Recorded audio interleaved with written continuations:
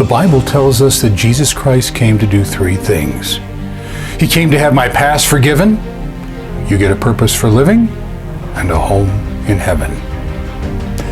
Hi, I'm Craig Lounsbrough. I want to welcome you to Life Talk. Thanks for joining us today. You know, it's inevitable. Sooner or later, our lives will be over. The day will come when we will reach the last minute of the last day on the last page of the calendar of our lives. Sooner or later, we will all have that single day when tomorrow won't be standing at the ready to become the next today. And at that point, the daily obligations and challenges that both defined and drove our lives will come to an abrupt end. All of the assorted tasks, the innumerable problems, the incessant obstacles, the various celebrations, the breaking and making of relationships, the paying down of mortgages, the paying out of compliments, and all of the things that consume both our thoughts and our time will be forevermore concluded. Now, what will the tally be in the end if all that's left is an endless litany of tasks accomplished and problems overcome? Then the tally of our lives is the tally of what we got done. We suddenly find that we had lived out the sum total of our days, bowing to the stale tedium of checklists. We completed a bunch of stuff, most of which really didn't matter that much at the end.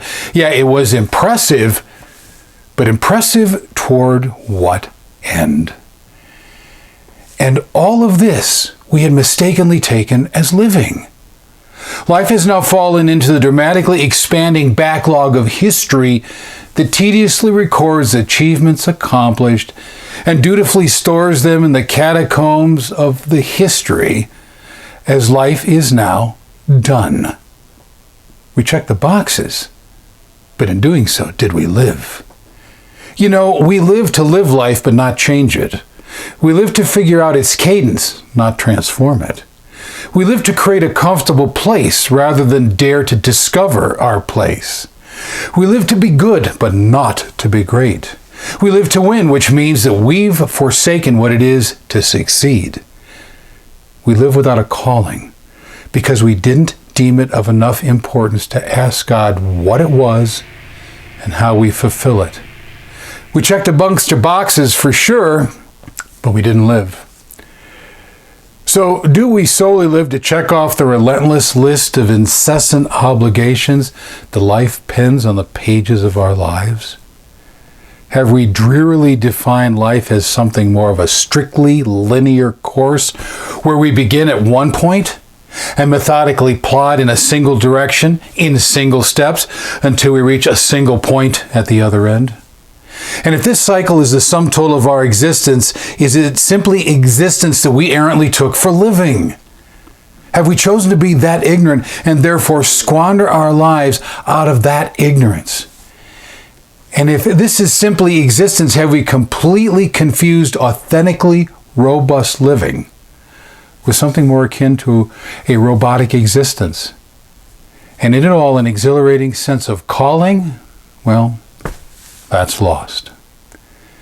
You know, a calling calls us to change the world rather than solely walk in blind lockstep with it.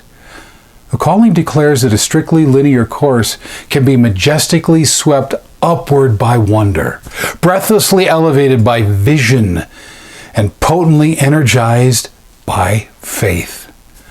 A calling is a brilliant and entirely undimmed vision that breathlessly engages this existence of ours. In the engagement, it loudly declares that there is infinitely more to all of this and that we have been specifically ordained to boldly usher that more into our own existence. It's a surrender to the great God of great callings who has not created a single life without gifting it with a calling in the creating. And in altering our own existence as well as transforming that of others by clothing ourselves in such a calling, we do nothing less than change the whole of our world. That is a calling. That is your calling. And so, do you have a calling? Well, we may at times state that we don't have a calling, or that life has somehow bypassed us in the area of a calling. However, such a view is often birthed of fear and fed by trepidation, as we know that a calling will demand sacrifice. Simply put, ignore your calling and you forfeit your life. The issue is not having a calling. The issue is in boldly setting out to discover it, embracing the whole of it without the fear that its size would impart, and living it out despite the inherent costs that are certain to be ours to endure it and move it forward. It's about living above our line of sight. It's about living beyond the reach of our vision. It's about living outside of that which provides us comfort and familiarity. One of the most effective ways to identify that calling is to ask yourself, what do you spend your time running from? What have you repeatedly avoided? What have you perpetually ignored? What have you persistently pushed off another day that never becomes the day? What is it that you've attempted to replace with a dizzying array of things that can never and will never replace it? You know, it's not that we don't understand our calling. In fact, it is our running that evidences the fact that at some level we do understand it. Look, a calling is consuming, demanding, relentless, and uncompromising. It will hand you everything you could hope for, but it will demand everything that you hope in.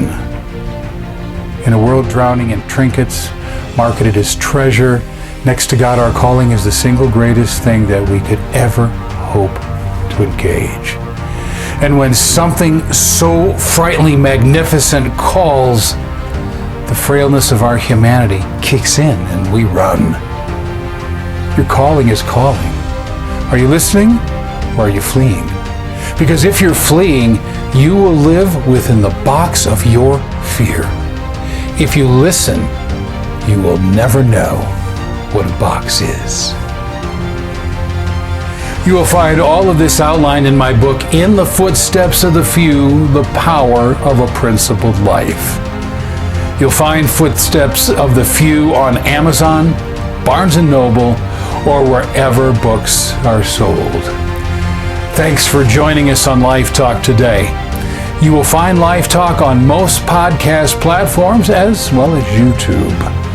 I would also encourage you to check out all of our daily social media posts on all of our social media sites. Thanks for being here today. I look forward to seeing you next time.